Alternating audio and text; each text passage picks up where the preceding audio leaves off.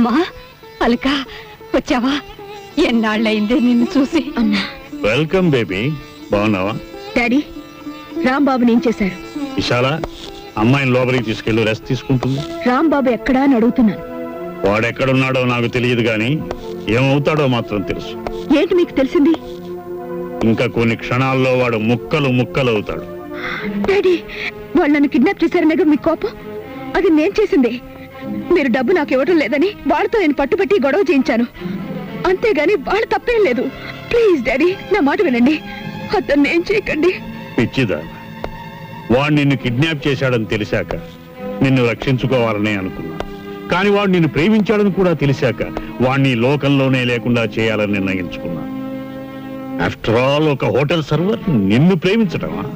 Daddy, ఆ server తోటే నీ కూతురు 15 రోజులు రాత్రి పగలు ఒంటరిగా గడిపింది. అతని దగ్గర నేను చెడిపోయి ఉంటే నువ్వేం చేయగలవు? అదేమంత కష్టమైన పని కాదు బేబీ.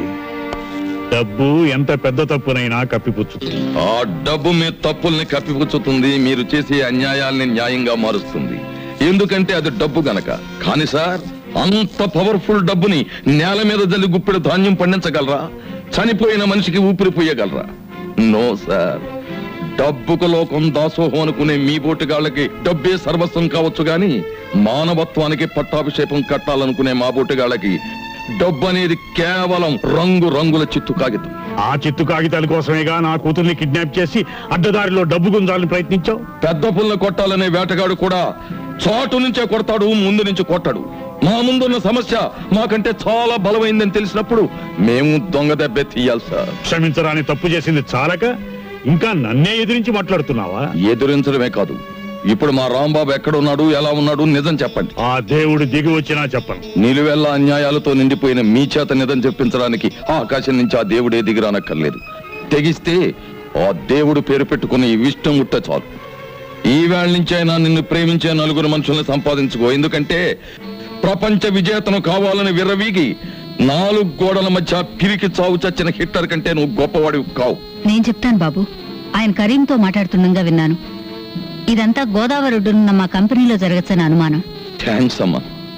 డాడీ, నువ్వెంతటికైనా సమర్థుడివి. రాంబాబు తప్ప మీ ఆస్తులు అంతస్తులు నాకు అక్కర్లేదు.